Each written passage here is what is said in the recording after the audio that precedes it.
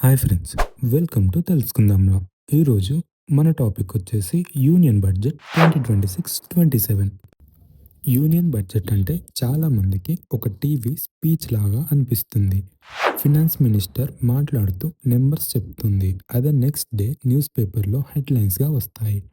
కానీ నిజం ఏంటి అంటే ఈ యూనియన్ బడ్జెట్ మన డైలీ లైఫ్ని సైలెంట్గా కంట్రోల్ చేస్తుంది. మన శాలరీలో మిగిలేది ఎంత, మార్కెట్లో ప్రైజెస్ ఎలా ఉంటాయి, జాబ్ ఆపర్చునిటీస్ వస్తాయా రావా, హాస్పిటల్కి వెళ్ళినప్పుడు మన పాకెట్ నుంచి ఎంత మనీ వెళ్తుంది, అన్నీ ఈ బడ్జెట్తో కనెక్ట్ అయ్యి ఉంటాయి. సింపుల్గా చెప్పాలి అంటే ఇండియా ఒక పెద్ద ఫ్యామిలీ అయితే యూనియన్ బడ్జెట్ ఆ ఫ్యామిలీ యొక్క ఇయర్లీ ప్లానింగ్ అని అర్థం. సపోజ్ మన ఇంట్లో ఫాదర్ ఆర్ మదర్ శాలరీ ఎంత వస్తుందో చూసి రేషన్కి ఎంత, ఫీజ్కి ఎంత, మెడికల్కి ఎంత అని ప్లాన్ చేస్తారు కదా.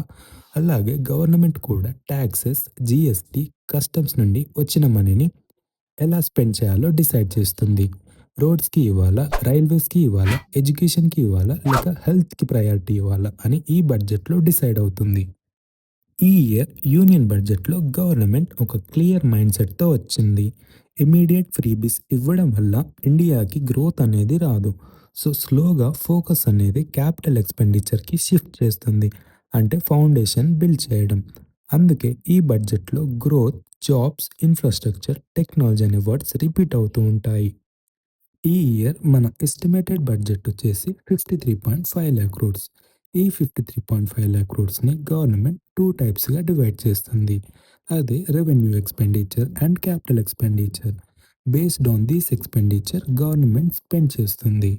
ఈ రెవెన్యూ ఎక్స్‌పెండిచర్ మరియు క్యాపిటల్ ఎక్స్‌పెండిచర్ అర్థమైతే మనకు బడ్జెట్ మొత్తం క్లియర్‌గా అర్థమవుతుంది. కాబట్టి ఫస్ట్ రెవెన్యూ ఎక్స్‌పెండిచర్ గురించి తెలుసుకుందాం. రెవెన్యూ ఎక్స్‌పెండిచర్ అంటే గవర్నమెంట్ యొక్క day to day running expenses అని అర్థం. ఇందులో employee salaries, pensions, subsidies, interest payments, health schemes, food support, medicines, everyday governance యొక్క కాస్ట్ కవర్ అవుతూ ఉంటుంది. ఈ రెవెన్యూ ఎక్స్‌పెండిచర్‌లో భాగంగా మన గవర్నమెంట్ ఫుడ్ పైన, క్యాన్సర్ మెడిసిన్స్ పైన డ్యూటీ ఫ్రీ విధించడం జరిగింది. ఇవన్నీ రెవెన్యూ సైడ్‌లో ఇంపాక్ట్ ఉంటాయి. గవర్నమెంట్ ఇక్కడ క్లియర్ మెసేజ్ ఇచ్చింది. బేసిక్ సర్వైవల్ అండ్ హెల్త్ మీద బర్డెన్ ఉండకూడదు. ఈ స్పెండింగ్ ఇమ్మీడియేట్ రిలీఫ్ ఇస్తుంది. Especially poor and middle class ఫ్యామిలీస్‌కి. ఇప్పుడు క్యాపిటల్ ఎక్స్‌పెండిచర్ గురించి తెలుసుకుందాం. ఇదే మన గవర్నమెంట్ యొక్క real game changer. Capital expenditure అంటే ఫ్యూచర్ కోసం ఇన్వెస్ట్‌మెంట్ అని అర్థం. ఈ బడ్జెట్‌లో అరౌండ్ 12,00,000 కోట్లు డైరెక్ట్ క్యాపిటల్ ఎక్స్‌పెండిచర్ కోసం స్పెండ్ చేస్తున్నారు. సింపుల్ వర్డ్స్‌లో చెప్పాలి అంటే roads, railways, expressways, power plants, nuclear energy మరియు కనెక్టివిటీ లేన్స్. ఈ మనీ సాలరీకి కాదు, సబ్సిడీకి కాదు, అసెట్స్ క్రియేట్ చేయడానికి ఉపయోగిస్తారు. క్యాపిటల్ ఎక్స్‌పెండిచర్‌లో major share railways, freight corridors, station redevelopment, electrification, roads, expressways, multilane highways, industrial corridors, ఇవన్నీ క్యాపిటల్ ఎక్స్‌పెండిచర్‌లో కీ రోల్ ప్లే చేస్తాయి. ఇక్కడ government logic simple. Logistics cost తగ్గించి బిజినెస్‌ని ఫాస్ట్ చేయాలి. అంటే rail plus road plus port connectivity అంటే ఎకనామీకి టర్బో ఇంజిన్ లాంటివి. ఈ ఇయర్ క్యాపిటల్ ఎక్స్‌పెండిచర్‌లో ఎనర్జీ సెక్టార్ కూడా చాలా కీ రోల్ ప్లే చేస్తుంది. Especially nuclear energy. Nuclear power plants, fuel cycle, research and development ఇవన్నీ లాంగ్ టర్మ్ ఇన్వెస్ట్మెంట్స్. ఈ క్యాపిటల్ ఎక్స్‌పెండిచర్ డెసిజన్స్ వల్ల India ఫ్యూచర్‌లో ఎనర్జీ సెక్యూర్ అవుతుంది. అప్పుడు ఫ్యూయల్ ఇంపోర్ట్స్ తగ్గుతాయి.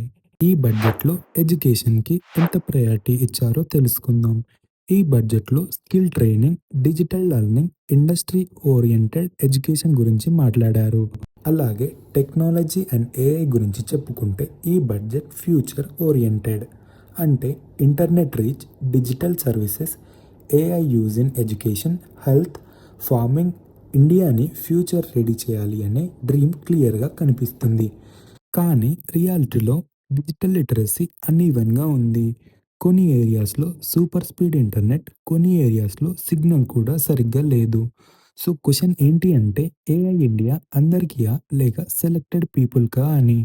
ఈ బడ్జెట్‌లో బిగ్గెస్ట్ హైలైట్ ఏంటి అంటే infrastructure. Roads, railways, metro, cities, small towns అన్ని ప్లేస్‌లో కన్‌స్ట్రక్షన్ యాక్టివిటీస్ జరుగుతాయి. Government logic simple. రోడ్స్ బాగుంటే ట్రాన్స్‌పోర్ట్ ఫాస్ట్ అవుతుంది. ట్రాన్స్‌పోర్ట్ ఫాస్ట్ అయితే బిజినెస్ ఈజీ అవుతుంది. బిజినెస్ గ్రో అయితే జాబ్స్ క్రియేట్ అవుతాయి. ఒక్క రోడ్ ప్రాజెక్ట్ స్టార్ట్ చేస్తే డైరెక్ట్‌గా లేబర్‌కి పని దొరుకుతుంది. ఇండైరెక్ట్‌గా సిమెంట్, స్టీల్, హోటల్స్, షాప్స్ అందరికీ వర్క్ వస్తుంది. కానీ ఇక్కడ ఒక అన్‌కంఫర్టబుల్ ట్రూత్ కూడా ఉంది. ఈ జాబ్స్ చాలా వరకి టెంపరరీ. ప్రాజెక్ట్ అయిపోయాక నెక్స్ట్ ఆపర్చునిటీ వరకు గ్యాప్ ఉంటుంది. సో క్వెషన్ ఏంటి అంటే రోడ్స్ మాత్రమే యూత్ ఫ్యూచర్‌ని సెక్యూర్ చేయగలవా అని. ఫార్మింగ్ గురించి వస్తే ఈ బడ్జెట్‌లో టెక్నాలజీ ఎంట్రీ చాలా స్ట్రాంగ్‌గా ఉంది. Weather information, crop planning, market price idea, ఫార్మింగ్‌ని గెస్ గేమ్ నుండి స్మార్ట్ ప్లానింగ్‌కి తీసుకువెళ్ళడం గవర్నమెంట్ యొక్క మెయిన్ ఎయిమ్. ఈ బడ్జెట్ ఓవరాల్‌గా ఒక బిగ్ మెసేజ్ ఇస్తుంది. ఈరోజు కొంచెం పేషెన్స్, కొంచెం అడ్జస్ట్‌మెంట్ చేస్తే రేపు ఇండియా స్ట్రాంగ్ అవుతుంది అని. ఈ జర్నీలో కొన్ని గ్రూప్స్ బెనిఫిట్ అవుతారు. మిడిల్ క్లాస్‌కి మోడరేట్ రిలీఫ్, యూత్‌కి లాంగ్ టర్మ్ జాబ్ ఆపర్చునిటీస్, ఫార్మర్స్‌కి టెక్నాలజీ సపోర్ట్, స్మాల్ బిజినెస్‌కి infrastructure boost, health and tech సెక్టార్స్‌కి గ్రోత్. కానీ కొన్ని గ్రూప్స్ ప్రెషర్ ఫీల్ అవ్వచ్చు. లగ్జరీ స్పెండింగ్ చేసేవాళ్ళు, ఫ్రీబీస్ ఎక్స్‌పెక్ట్ చేసేవాళ్ళు, ఓల్డ్ టెక్నాలజీ ఫాలో అయ్యే ఇండస్ట్రీస్, ఇమ్మీడియేట్ ప్రాఫిట్స్ ఎక్స్‌పెక్ట్ చేసేవాళ్ళు. వాళ్ళకు ఈ బడ్జెట్ స్లో అనిపించొచ్చు. సో, ఈ యూనియన్ బడ్జెట్ 26-27 మిరాకిల్స్ ప్రామిస్ చేయదు. కానీ ఫౌండేషన్ స్ట్రాంగ్‌గా బిల్డ్ చేయడానికి ట్రై చేస్తుంది. హోప్‌తో పాటు పేషెన్స్ టెస్ట్ చేసే బడ్జెట్ ఇది. మీ లైఫ్‌లో ఇమ్మీడియేట్ చేంజ్ కనిపించకపోవచ్చు. కానీ సైలెంట్‌గా లాంగ్ రన్‌లో ఇంపాక్ట్ క్రియేట్ చేయగలదు. అంటే గుడ్ ప్లానింగ్, రిస్కీ ఇంప్లిమెంటేషన్ అని. Thank you.